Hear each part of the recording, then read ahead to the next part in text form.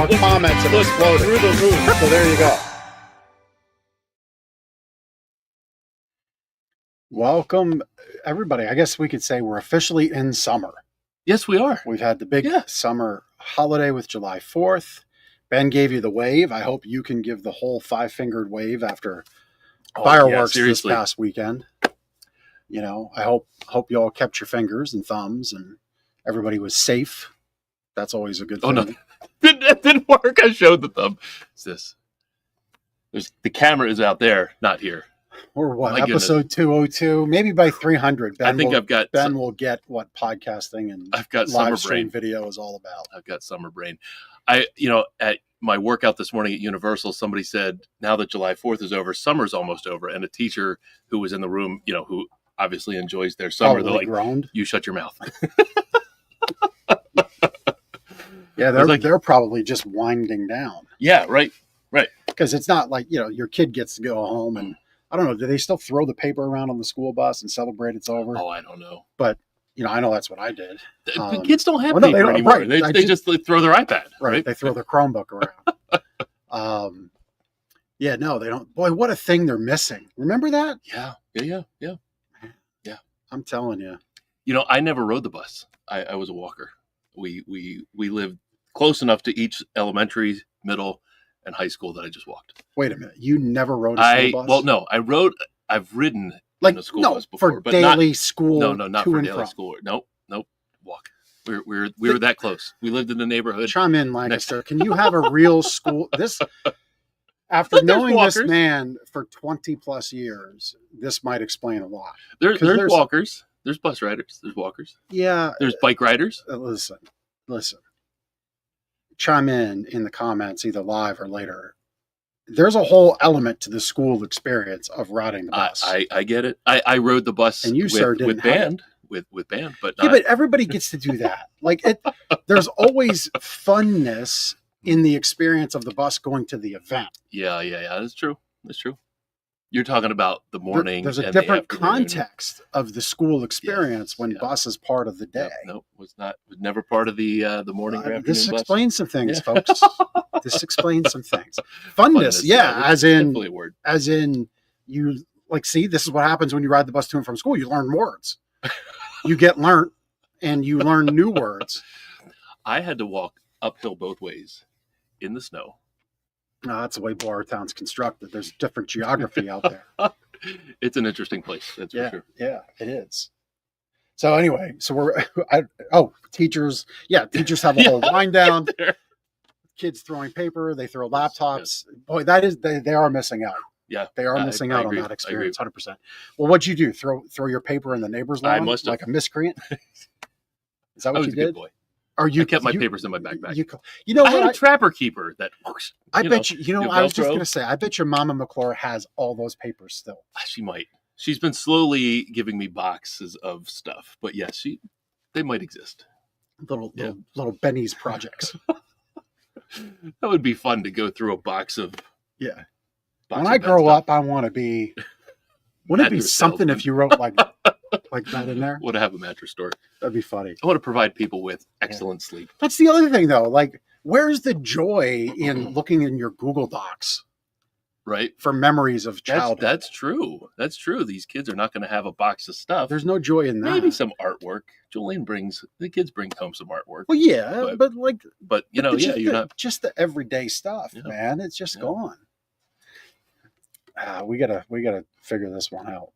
Anyhow, let's figure out great sleep first. It's July 7th. Yes, it's July. Yeah, enough. So let somebody else figure out that world problem is what you're saying. Yeah. All right. So it's July 7th. We got a great show with Troy Steffy from the Lancaster Stormers. Don't say Barnstormers. Lancaster Stormers. We got a whole rebrand, and that's been exciting for this season. And so. I think without too much further ado, should we introduce our guest? Why don't you introduce the guest? Yeah. We're going to make a formal introduction, and then we'll welcome Troy onto the show. Yeah, so our guest today is someone who truly lives and breathes baseball.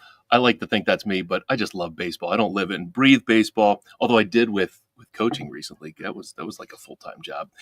Anyway, Our guest is doing it right here in Lancaster County. Troy Steffy is the bench coach and director of baseball operations for the Lancaster Stormers, as Jeff said. Troy is a Lancaster native with deep roots in the game and has served as a scout for 3 major league organizations. I'm wondering who those are. Better be the Phillies, and the Phillies.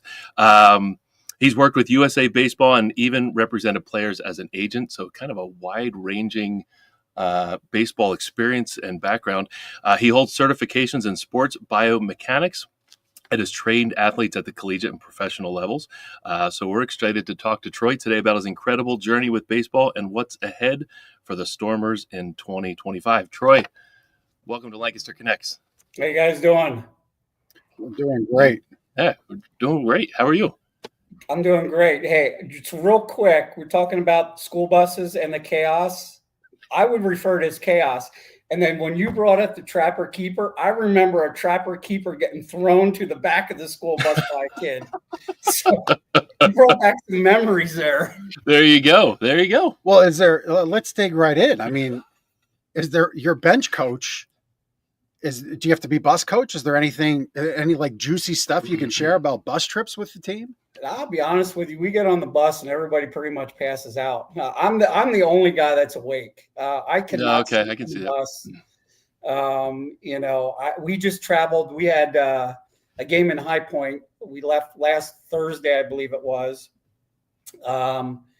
And we drove to it was a couple weeks ago. We left on a Thursday night at 10:30 or 11 o'clock, and we got down there at 6:30 in the morning as the hotel was setting out breakfast. So, oh wow, I did not sleep that whole trip. But I'll be honest with you. Get on the bus, everybody kind of puts their headphones in, and they're out for the trip until we get there. Yeah. That's an interesting dynamic, and I realize it's maybe not part of our question thread, but now that we're on this trip thing, you're right. People everybody puts in their headphones and kind of gets in their own world and takes a nap, right? But I recall seeing pictures from like major leaguers and ball players from years ago where they would be like playing cards on the plane or the bus. Or does that sort of interaction happen now? Yeah, every once in a while I'll hear a card game break out in the back, but pretty much it's, everybody's just kind of to themselves and watching Netflix on their iPad or, listening to music or whatever, even trying to catch a nap. But back in the day, they'd be playing cards and reading the newspaper and everything like that. That's interesting. Yeah. Bringing back the old and the new. Yeah, that's cool. I like it. I'm happy you're comfortable with going off the question. I am. That's what I was like. Right turn. Like, whoa, watch out now. We're living on the edges. We are. Love it. We are. So Troy, you're a Lancaster native, and how's it feel to be working with the hometown team again? Incredible. It was. I was born in Oklahoma, and then we moved here. So I consider this home. Left here for a little bit, moved to Florida, was working with the Astros down there, and then moved back. My wife and I decided we were going to move here. I ask her every winter why we live here because I can't take the cold anymore. Yeah. But, I was working at Spooky Nook and met Mike Reynolds, and Mike is an incredible person, and I was like, this is the guy that I want to work with, and accepted the position. And it's been, it's a job, but I'll be honest with you, I don't even look at it as a job. I enjoy coming to work every day. Yeah, that's awesome. So you brought up Mike Reynolds. We've had Mike on the show a number of times, talking about the Stormers, talking about all the fantastic things you do at the Penn Medicine Park now. Yes, sir. I know it's no longer Clipper, so Penn Medicine Park. Mike is fantastic. We've known Mike for a long time. Yep. And the things that you guys have done as a ball club, not only the success of the team on the field, but again, your presence in the community, everything you do at the field, and the Stormers getting out in the community is really, really awesome. So how long have you been with the Stormers? In 2018, Ross had taken over as the manager. I was working over at Spooky Nook, and Ross said to me, hey, would you volunteer just helping me out during game days? And I said, yeah, all right. So I did that for 18. And then in 19, then I was offered a position here and been here ever since. During COVID, the season was put on hold. So I was laid off there and then came back, once the 21 season was ready to go. So awesome. Thank you for sharing. Your experience, we talked about, or we mentioned in our introduction, you've been a scout for Major League Baseball. Can you share the 3 teams? Yeah, I was with the Astros. I was with the Devil Rays, who are now the Rays. Yeah. And Wow. then, Okay. with the Toronto Blue Jays. So the Toronto Blue Jays, I was there for 2 years, and I had to follow Cam Gallagher and Derek Fisher. They wanted complete reports on them, and it was funny because I was actually training Cam, getting him ready for the draft, and so I kind of had an insight of what they were looking for, and it was a good thing. Cam's a great baseball player, and no way did I help him, get drafted drafted in the second round, but it was cool to be a part of that experience and being able to scout him and Derek Fisher. That's really, really cool. Did you, as working as a scout for teams, I mean, your job is to find talent that's out there, right? Yep. Did you discover anybody that we might know nobody that. No, okay. Yeah, minor league guys. I've a couple guys that have gone, to the minor leagues, but no big league guys or anything like that. Gotcha. Yeah. So as a scout, this is a question for the audience, but also I'll ask it for my family. Now, my son is a football player, not a baseball player, but as a scout, what are those things outside of the sport itself, right? Those tangible and intangible things that a scout, an organization looks for in young talent to invite into their organization? Question.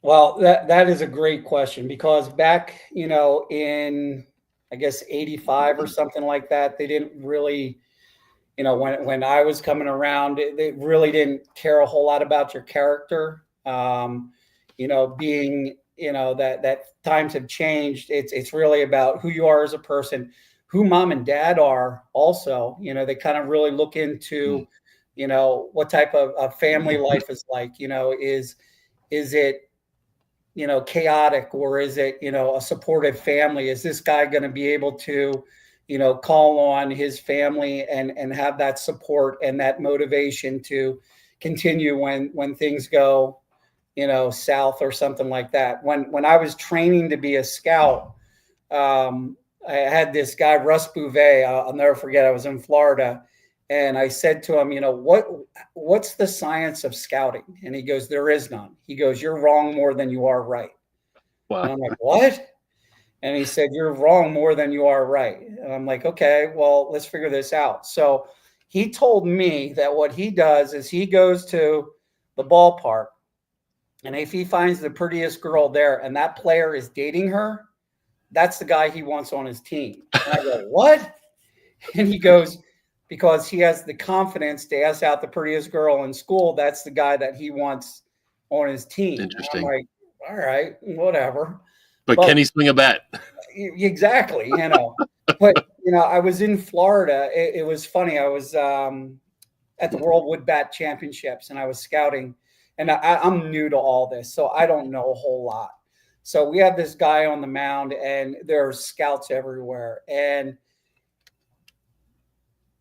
he's throwing a heck of a game. And all of a sudden you see this girl walk down with a hot dog and a soda, and she walks up to the fence.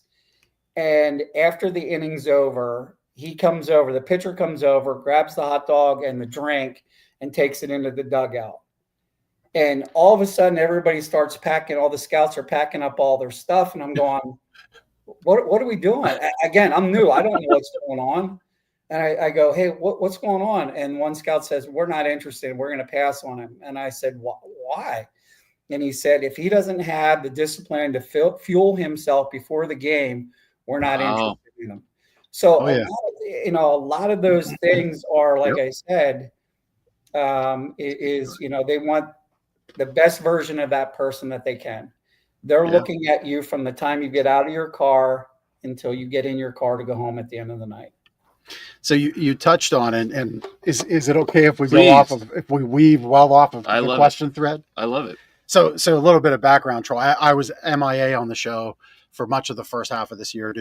My wife had a really rough health journey. She's doing great. She's doing great. Yeah, Good. yeah, she's doing great. So I'm back. So Ben had a lot of guardrails of question thread, and I'm just here, left, right. Anyway, so you brought up supportive family, a network to lean on. Yeah. Let's touch on that family thing, right? Because unfortunately, we hear these things. I just heard something terrible in my school district that involved a parent. And so what would you say to parents that aren't so supportive, but are more thinking they're supportive and being overbearing on their athlete's life and overbearing on coaches? What would you say to that? So what I tried to do with my daughters is I tried to be there and be supportive, but I tried to stay in the shadows as well, if that makes sense. Mm-hmm.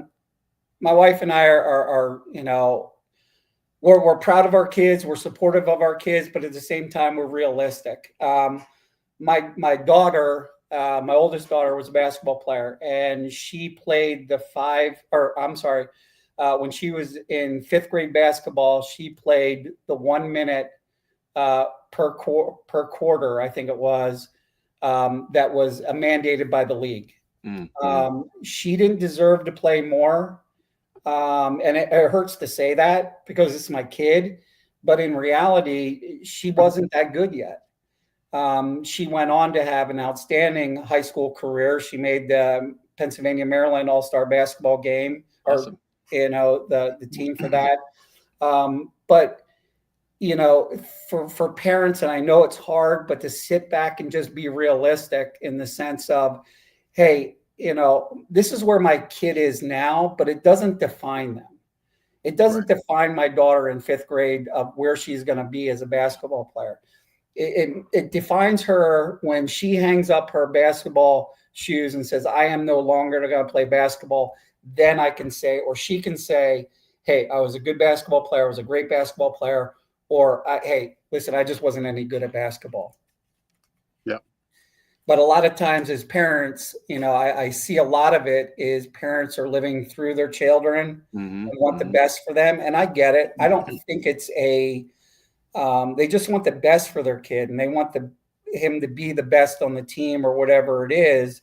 And I think a lot of it is, just stepping back and letting them play and letting them grow and get better on their own, but be in the background and support them along the way.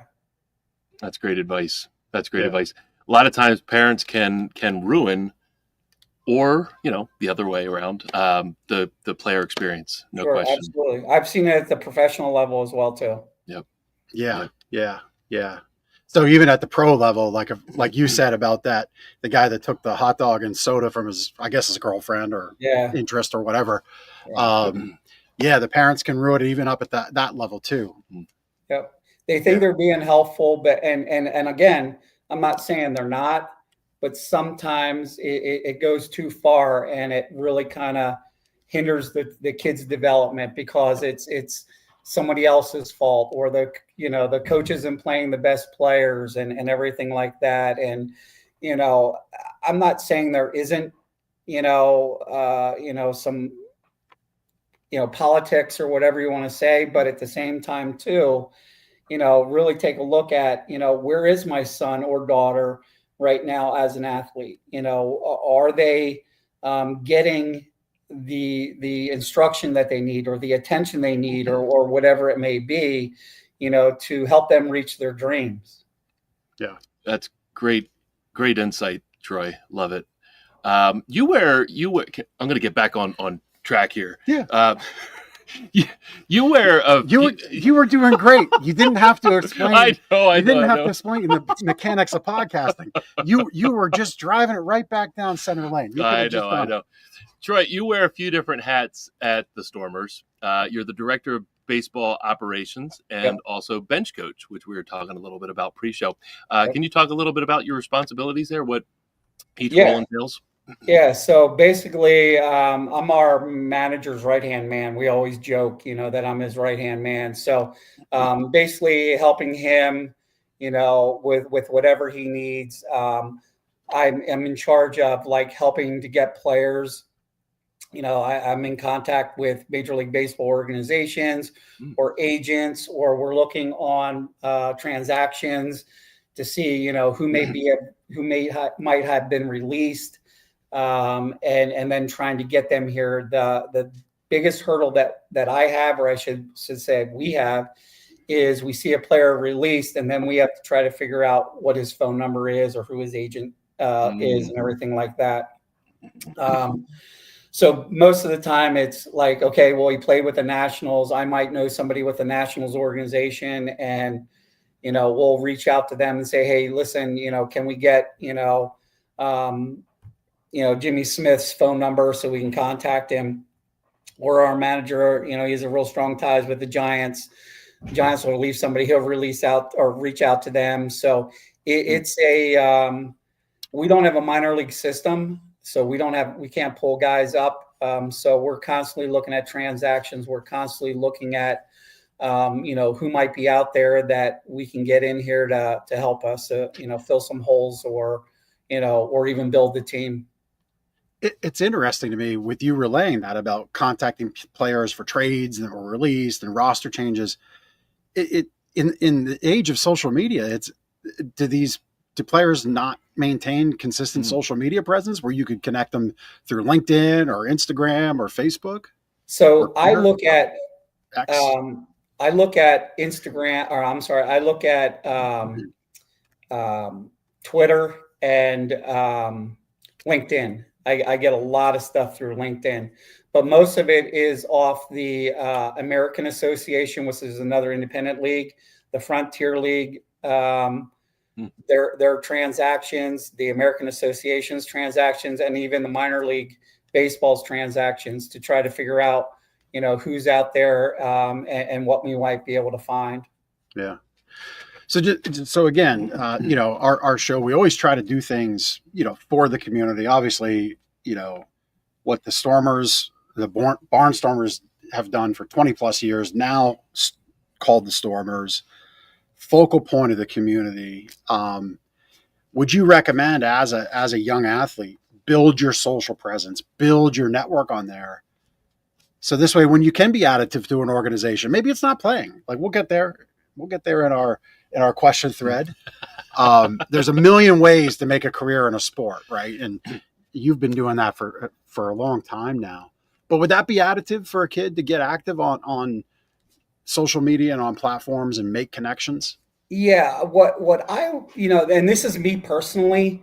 I see a lot of videos. I used to be a college recruiter at one time, and I used to see the VHS tapes come in next to the Trapper Keeper. That's how old it is. But but all I would see is highlight videos, and me personally, I don't want to see all that. What I want to see is I want to see you fail, and I want to see how you recover from that failure. I want to see you give up a home run, and then the next batter, I want to see you bear down and get him ground out or strike him out or whatever. I see these videos of guys in the cages, and they're all, and you can see they're edited. It's all, they're all barreling, and I want to see you ground a ball into the ground, and then I want to see you make the adjustment and hit it backside center or whatever. That's what I want to see, and I guess that's maybe a little old school, but that's what I want to see. The thing of that is with social media that is, I guess, a little dangerous in that sense is, you post stuff up there and then your buddy puts some kind of a meme up that, maybe isn't socially acceptable, and you like it. And now all of a sudden I see that you like this. And then all of a sudden I'm thinking, okay, this kid isn't who we want in our program. But and he might not have meant any harm by it, anything like that. But again, perception is reality. And that's where, if they're going to use it strictly for, hey, I'm going to use it for, my plays and my athletic career and everything like that, then, I think it's good. I think social media in that sense where, college coaches can go online and see, and even us, we can log on and see, hey, he's doing this, and this, and he just threw a bullpen. And, I want to see the bullpen rather than just see the highlights. That I think is, it's a good thing. Yeah. I love that feedback because sports in general, and especially baseball, it's a game of failure, right? You're not going to barrel every ball. You're not going to throw every pitch as a strike and strike every batter out. You got to see everything, the good, the bad. What's my line correlating baseball and success? That oftentimes you're getting out 7 out of 10 times. If you're out 7 out of 10 times, you still can be a Hall of Famer. But if you go to work or a kid goes to school and successful 3 out of 10 times on a test, you don't have that job, or you didn't pass that test. And that's one thing me as a player, I couldn't accept failure. I always had to go 4 for 4, and I couldn't accept, failing. And that's one thing that I'm trying to, even at a young age, when we do these camps and clinics, I'm going, hey, listen, baseball is a game of failure. You're going to have to learn how to accept failing. And I get it. Our guys here, I don't want them to fail. I want them to be successful in everything that they do. But in reality, it's not going to happen. Yep. And the difference between the professional level and the minor league level is the guy that can, hey, so what? Who cares about that at bat? I got the next one, and this one here I'm going to be successful on. Love it. It's that mindset. Yeah. Love it. So the 2025 Stormer season is underway. I think you're probably almost halfway at the midway point here. What are you excited about so far, and what do you see, going forward for the rest of the season? Well, we just finished, like you said, yesterday was the last game of the first half. Okay, it was great. Yeah, we have a good team. I know our season. I was just talking to someone about this the other day, and I said it's kind of a roller coaster.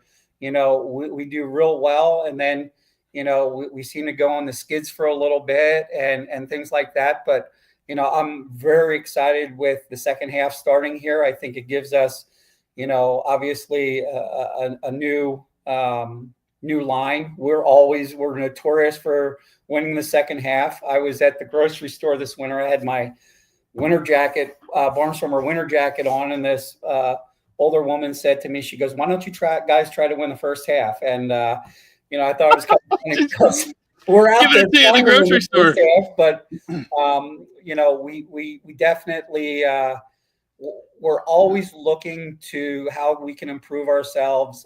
We're always looking, do we have some holes that we need to fill? I know we had the first half.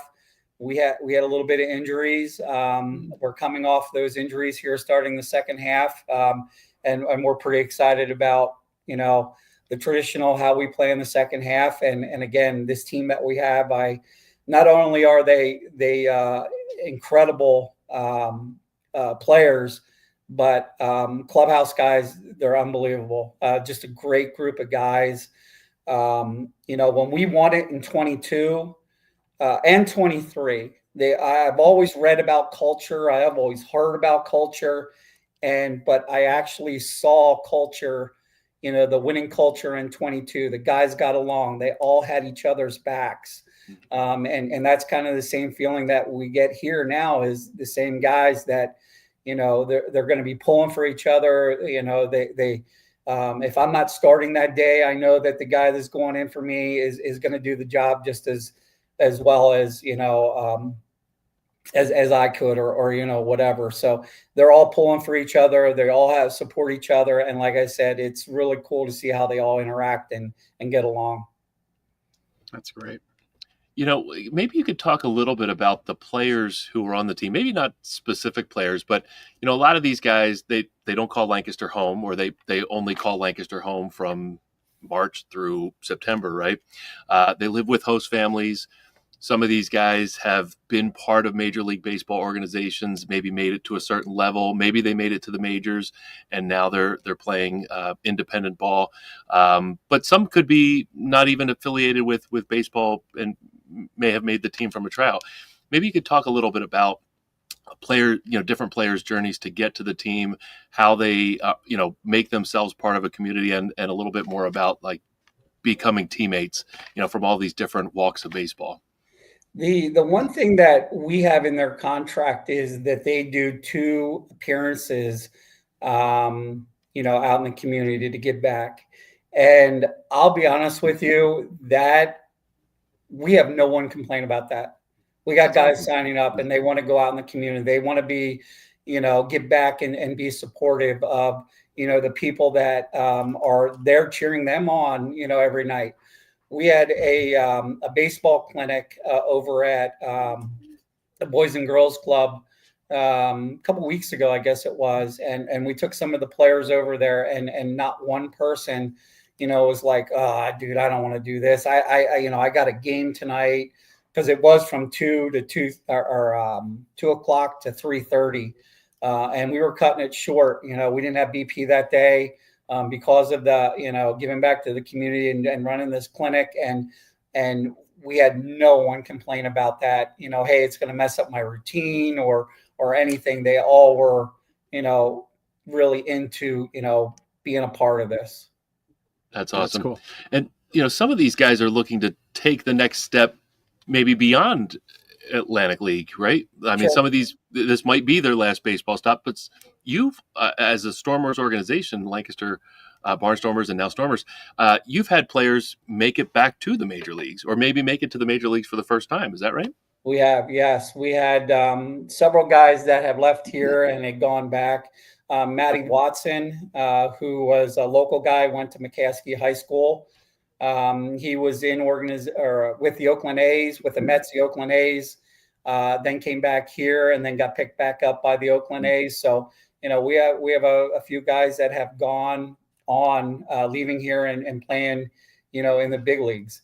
The other thing too is, guys will have an opportunity to go overseas to, Japan and play, or professionally, or Taiwan, or whatever it is. So it's not just back to the major leagues, which they all want to do, but there's other opportunities where these guys can go to Mexico and play, and also, like I said, to Japan and Taiwan. They can play professionally there as well too. Troy, just as a personal point of interest, were you a part of the organization when Eric Ackerman was pitching for you all? No, actually, I scouted Eric Ackerman. I was with the Rays when Eric was at Calico, but no, I was not a part of the organization at that time. So I bring that up. Yeah, I bring that up because Eric and I were teammates for Reamstown A-Team Red. Yes, and we went 13-0. Nice. And so that's my connection with Eric. That's awesome. Yeah. He was a year below me at Calico. Okay. So that's interesting though, that you scouted him. Yeah. He got scouted into Tampa Bay and Kansas City, was it? He went to Kansas City. Yeah. Yeah. Yep. Yep. He's a great guy though. Great guy. Eric is. Yeah. Yeah. That's so cool.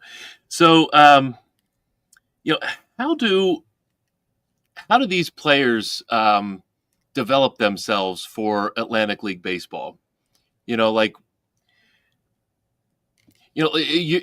have player development background, and you're developing these players to play at this level, and again, maybe their interest is to play beyond this level.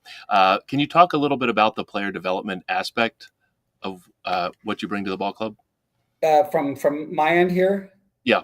Okay, so what we do is we run our youth development programs. We run which we call our future Stormer, which is 4 years old. 4 to 6 year old, and then our 7 to 12-year-old is for our player camps, our skill development camps, our evening camps, and we even have our winter programs. Our winter programs will start in January They'll go 2 times a week for 2 hours, and we cover all aspects of the game. So if I tell an athlete, hey, this is wrong with your swing, that's wrong with your swing, or whatever, it's just going to, blow their mind. They're not going to really know what to focus on. So what we do is we take it in building blocks. And what we'll say is, okay, here's the deal. What I want you to do is just focus on your hands tonight. You're taking the knob of the bat to the ball. Then the next night when we come in and we're working on hitting, all we're worried about is focusing on the lower half, rotating the hips through. So don't even worry about your hands. Then the third night we come in, now we're trying to put it all together. And we have a systematic program that will help develop these athletes.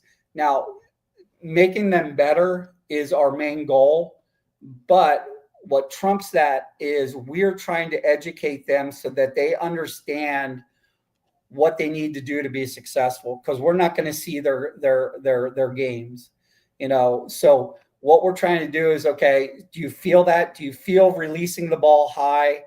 Okay, now when the coach yells, hey, what's the adjustment? We've told them what the adjustment is. They know what the adjustment is. How many times have you guys have heard that? Hey, make the adjustment, or even us as coaches, hey, make the adjustment, because I remember it was a 14U game and it was an inside pitch on me and I hit it and I almost hit my third base coach. And, after he gave me the look like, well, dude, you almost killed me. He said to me, he goes, make the adjustment. And I go, okay, coach, I got you. And I'll never forget this. I got in the batter's box and I go, what's the adjustment? I don't know what I did wrong. I didn't know that I was early on the swing. I didn't know my adjustment was to let the ball come closer to me rather than getting it out there early.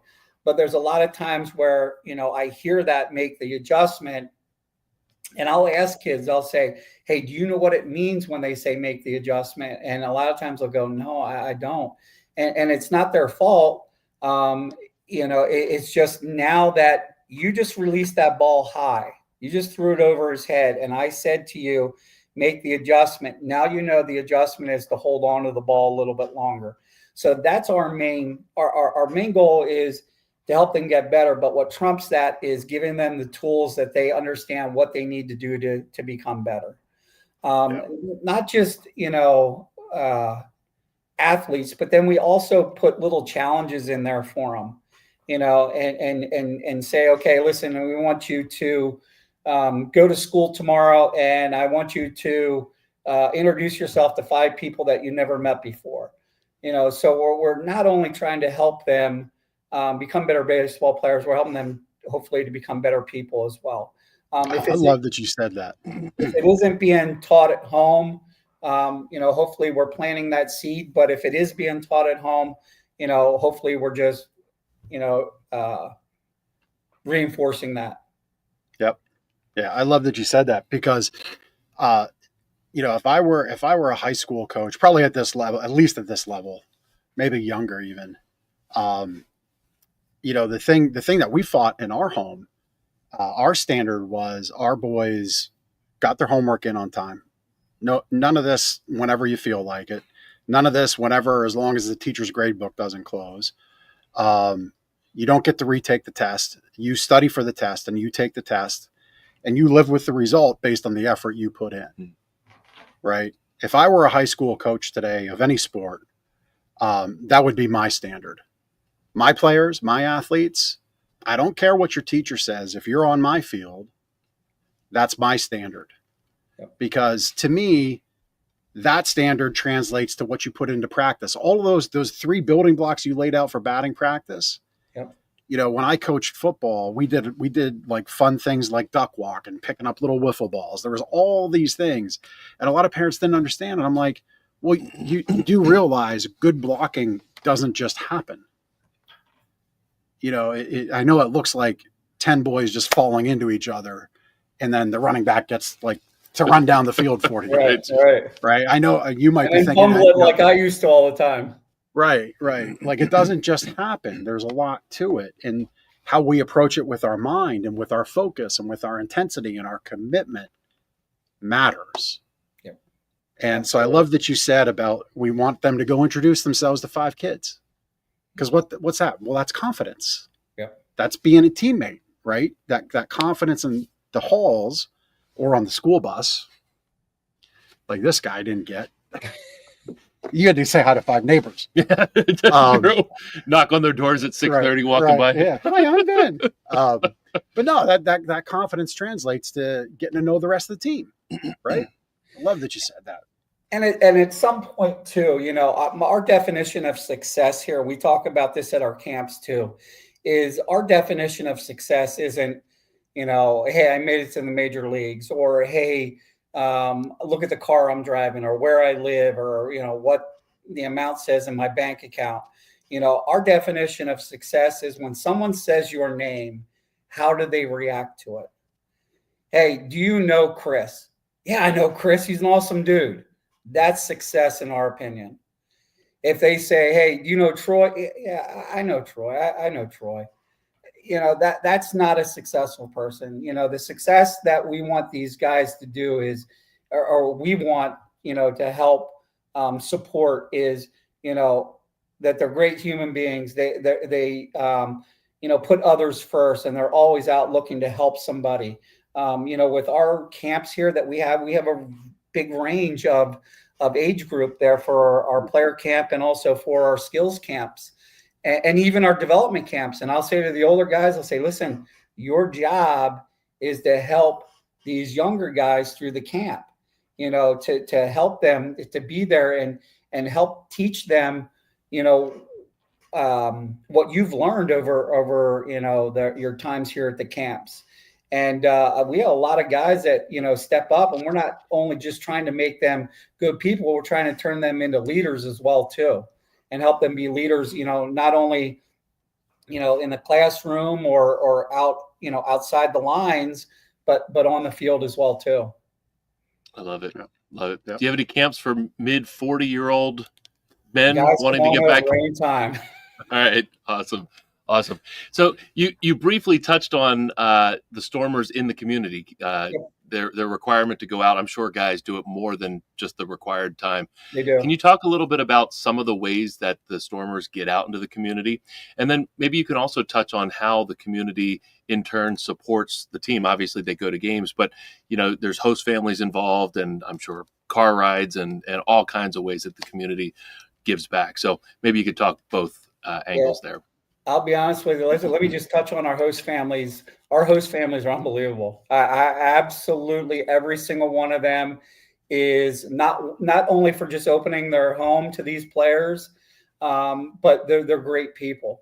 Every single one of our host family is an incredible person in the sense that, one, they open up their house, but then two, they're, like I said, they're just great people. They want, to help these guys, take a little bit of stress off, because these guys are away from the home or sometimes they're away from, family or their wives or whatever it is. And they're there to support them and make their life a little bit easier. While we're playing, we get one day off a week. And these guys are really, like I said, grinding, and these host families are, supporting them and helping them, along the way here and being a part of it.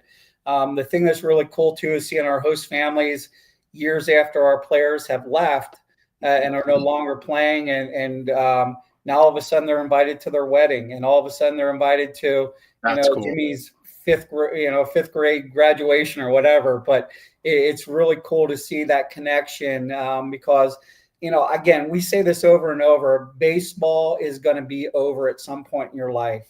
The type of person that you are after that is probably the most important thing. And like I said, our host families are incredible.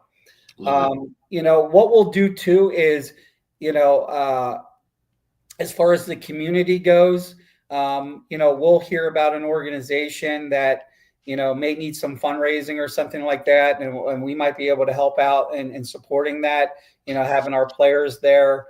There was a golf tournament at Bent Creek. We sent some players over, and it was just kind of an extra added feature for them, to have a couple of our players there.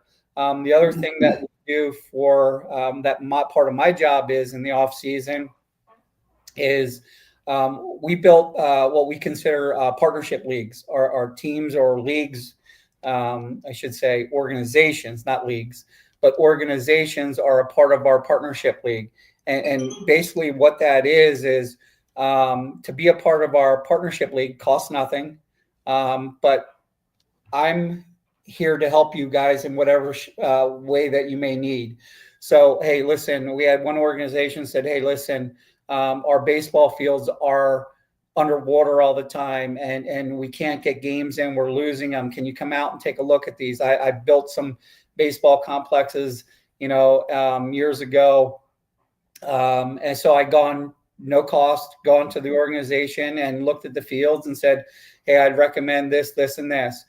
We do a lot with coaches clinics. I take my hat off to the volunteer coach. I understand that I get paid to do this and I'm very blessed. But at the same time too, these kids are counting on us to give them the right information. And what we'll do is we'll go out in these coaches in the communities for the leagues, and we'll do these coaches clinics free of charge. Whatever they may need, we're here to support that. And what they've been doing in turn is they've been coming out and having Manheim Township baseball day at the stadium. They've been doing, they're just always there supporting us. And we are so grateful and thankful for everything that everybody has done for us. Yeah. That's awesome. That's really cool how you have the coaches days. Cause I've been a volunteer coach. You're presently a volunteer coach. I did it, you've done it cause you want to do it and you love it. Yep. There's things that make it great. There's things that make it not so great, but to know that you've got a great support like the Stormers is awesome locally. So if you're a baseball organization and not taking advantage of that, maybe reach out to the Stormers as a result of hearing it on the show and see how that can interface and happen for your program. Cause it's really kind of like a coach the coacher, right? It's train the trainer, right? And when we have coaches that are getting great pro level input and feedback, that just makes it a great experience for the kids. 100%. And, do that long enough, Lancaster County becomes a baseball powerhouse. There you go. Right? The thing that's interesting is, back when I was a player, yes, Jesus was on the earth. I get it. Okay. But when I remember me hitting, this is how I used to hit. And I had a scout see he go, what are you doing? And I'm going, I'm hitting. And he goes, try to swing that bat with your elbow up. Well, I can't. I got to drop it. So he goes, start with your elbows down. Boom, boom, boom, boom. I'm hitting line drive after line drive. And I'm like, wow, this is incredible. So I go home that night to the guy that wants the best for me in my life, my dad, who was also my hitting coach. And I go, why are you teaching me how to hit with my elbow up? How many times have you guys heard that? Get the elbow up, get the elbow up. And he looked at me and he goes, go ask your grandfather, because he's the guy that taught me how to hit. So it's not our fault. It's not our fault. We're just doing what we were taught, along the line here. And a lot of times, with sports science, and we're seeing, hey, maybe this isn't the best thing to be doing. But it's not, I always say to these coaches, or not the coaches, but the kids and the coaches, I say, listen, it's not your fault. Nobody has ever, you're just repeating what you heard, from your coach and maybe what you heard from your Grammy and Grampy and your mom and dad and everything like that. It's not their fault, so I don't want some kid going home and going, Dad, you don't know what you're doing. Like I did. Dad, you don't know what you're doing. You're teaching me the wrong way. And for him, to really think about it, that, we can't blame, the volunteer assistants or even the some high school coaches or whatever, travel ball coaches, they're just doing what they, were taught. And a lot of times we're finding out that it may not be the best thing, but again, we can't push the blame on them because they're just doing what they were taught. Yeah. So well, I love the alignment that you create by offering that, because I mean, again, every one of those volunteer coaches does want to do the best, and if they're in it for the right reasons, they should love the opportunity to connect with you and your team and what the Stormers have to offer that way. So again, if you're listening, please do reach out to the Stormers. I'm sure there's something on the site where you can find out and connect there. I'll give you one more prime example of just the whole coaching aspect of it. Your cutoff for the age is May 1st. Is that correct? Yes. Yeah. Okay. Yeah. May 1st. Yep. For baseball. Yep. Yep. So I'm not taking anything away. I learned this after my scouting days, and I wish I would have known this a little bit earlier, but I learned this, and then I really kind of thought about it. And my daughter, the basketball player, was also a softball player. Her birthday is May 6th. Okay. And she was always taller than the other girls. She was always faster than the other girls. She was a better player than the other girls. And I'm not taking anything away from my daughter's athletic ability. Mm-hmm. But when I went back and looked at the roster, the age group, she was almost a full year older than a lot of the girls on her team, because of that cutoff from May 1st, and May 6th was her birthday. And again, my daughter she was all section, for softball and for basketball. But again, I'm not taking anything away from my daughter. Summer, I'm sorry if you think I am. But what I'm trying to say is there's a lot of times where we write a player off because we think, oh, he's too small, or he's not, whatever. And his birthday may be, April 29, but he still qualifies for that. So that's some of the other things that we point out to the parents, and just kind of give them coaching cues. What's the first thing an athlete does when they make an error? They look at their coach, and then they look at the parent. And one time this came to fruition with me. I saw this woman, and she didn't mean anything by it. She was just frustrated. For her daughter, ground ball went between her legs. It was a softball game. She looked at the coach. I was watching the athlete, looked at the coach, and she looked at the parent, and the parent had gotten out of frustration, not at her daughter, for her daughter, and knocked the chair over, and the athlete saw that. Right. So, but what is the athlete thinking? The athlete thinking mom's mad, and the coach just went, oh, geez. And now she's thinking, okay, well, mom's mad, the coach is mad. I don't want to go in there in the dugout. Just keep me out here. I'll play all-time shortstop now. But, that's all things that we kind of teach these coaches, watch what we're doing. And baseball is an emotional game, but, we have to be there to support the athlete and really kind of let them know that, and that was something that I needed to do. Now, as you see a ground ball here, really no one reacts, or I don't react, because I know that athlete didn't want to make that error. Yeah. I know that athlete didn't want to give up that home run, but it happened. We just have to move on from there. Yeah. Yeah. The mental game is as important as the physical game, right? It's huge. Yep. Especially at this level, the mental game is huge. Yep. Yeah. Would that be the one piece of advice to these young athletes as they're looking to come up, play baseball, or really any sport? Yeah. As they want to develop their career, advance their career, whether it's playing the sport or being a part of the sport, what would be those couple key things you'd want to pass on to them? Probably the first thing I would say is, okay, sit down with yourself, have an honest conversation with a coach or your parent or even yourself or another peer, and say, what am I good at and what do I need to work on? Because what you want to do is really kind of focus on that development part to make whatever your weakness is, make it a strength, or make it somewhat close to a strength. To come into, and this is what we teach our camps too, to go in and take batting practice inside a cage and just sit there and hit cage bombs constantly is not doing anything for your development. Really focusing on, okay, where is my weakness? Okay, well, for the weakness for me as a player, I could hit a fastball and a changeup, but don't dare throw me a curveball or a slider. And I'll never forget this. It was I think it was my senior year in high school. One of my buddies was throwing me BP, and he threw me a breaking ball. And I looked at him and I go, "Why are you doing that? You know I can't hit a breaking ball." And I was upset with him, almost to the point where I wanted to fight him because he threw me a breaking ball.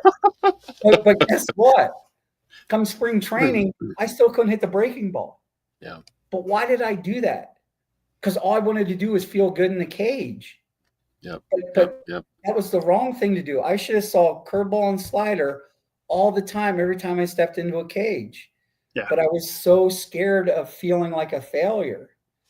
But that's probably the biggest thing that I would kind of have them to really focus on is what are my weaknesses, what do I need to work on so I can make it somewhat close to a strength. And then 2 is, like we talked about, earlier, is the mental part of it. If you realize that you're going to fail more times than you succeed in baseball.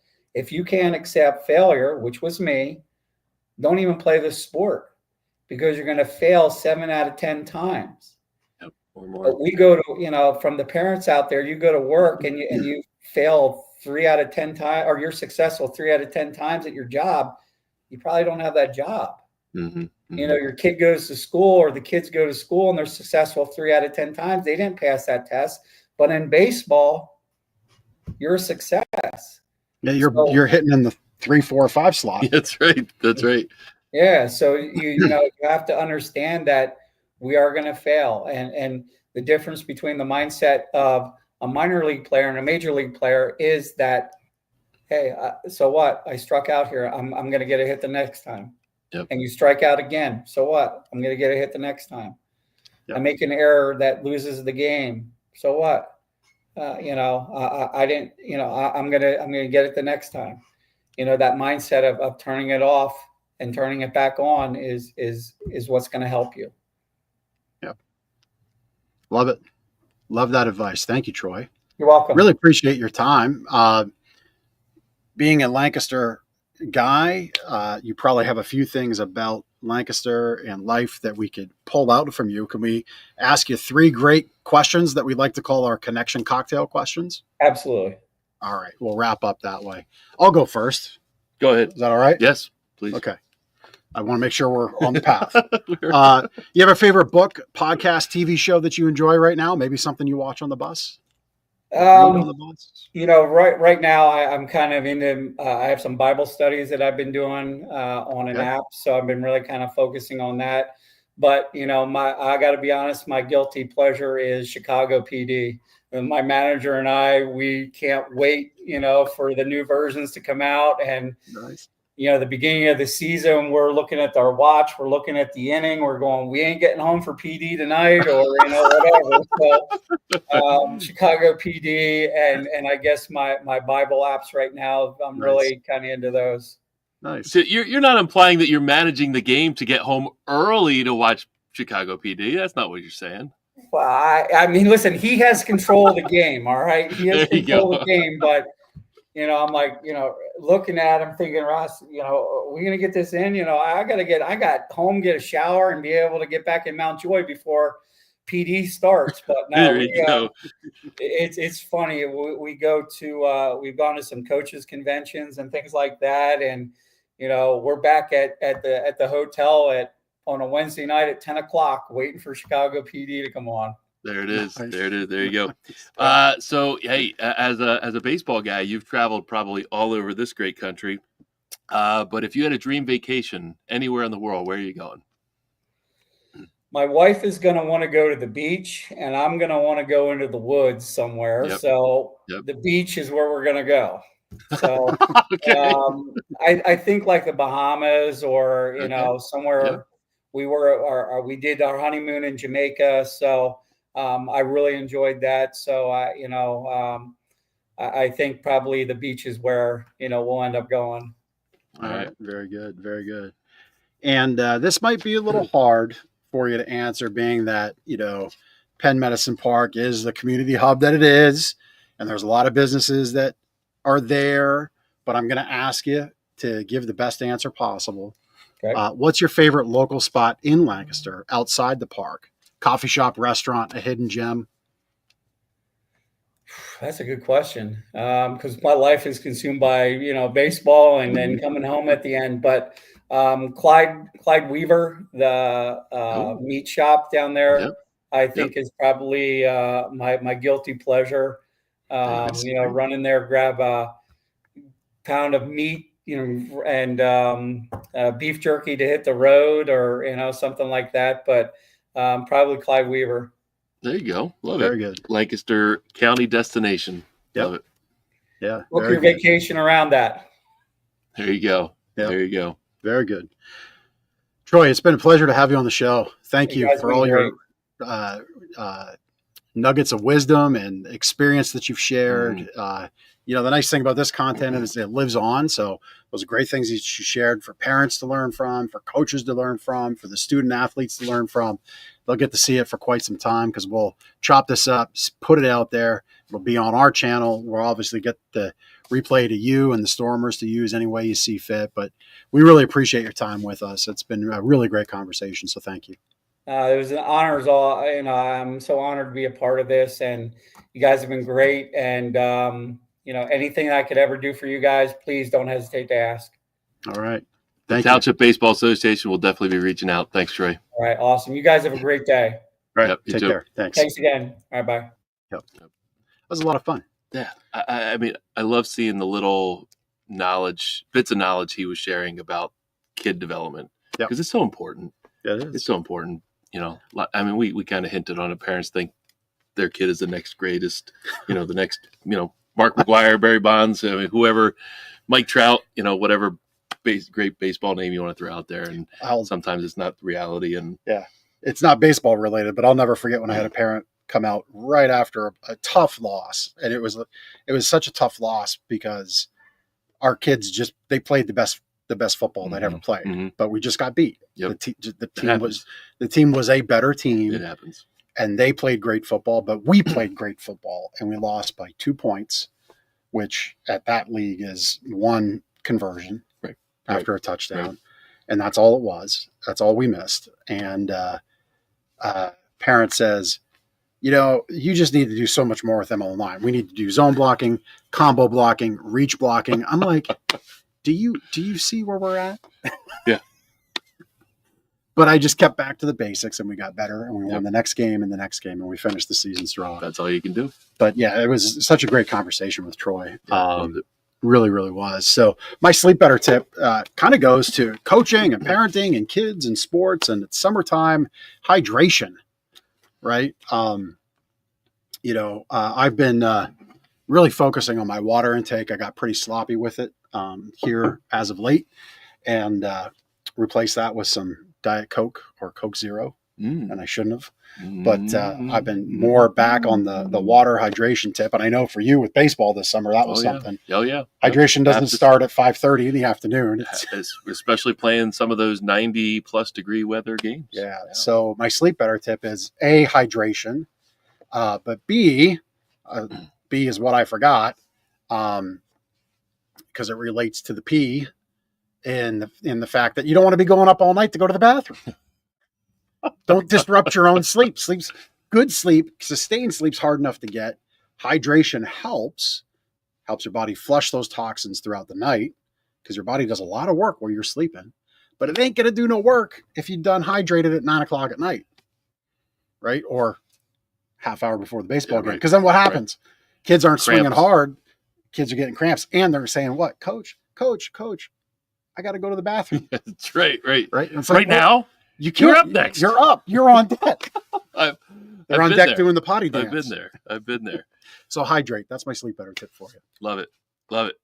Sleep better tip real quick here from Gardner's. Got a handwritten testimonial came in talking about a different liquid than water. We're talking about coffee on this testimonial here.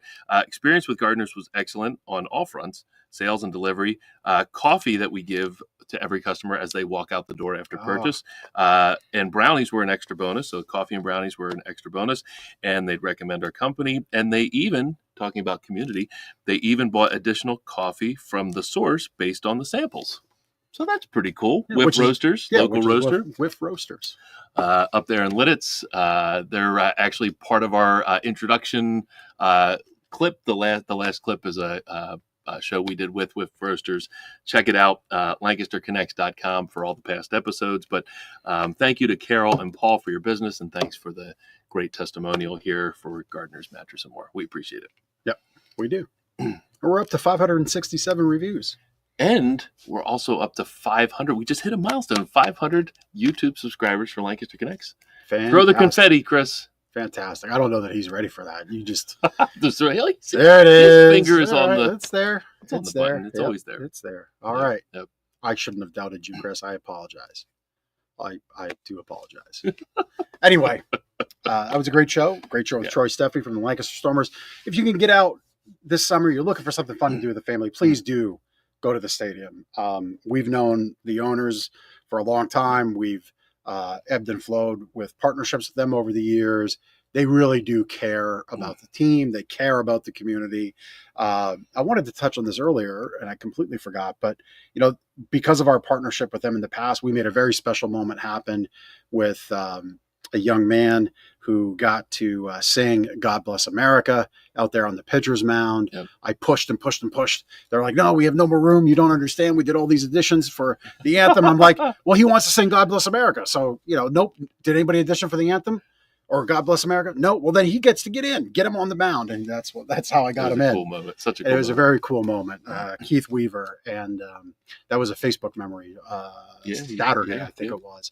Yep. So, they really do care about the community. So please show them that they are doing great in the community. Get out to a game and take in the ballpark for an evening, which is always fun. Grab a hot dog, grab a beer. Can't beat it. And have a nice night at the stadium. Yep. So we'll see you next week on Lancaster Connects.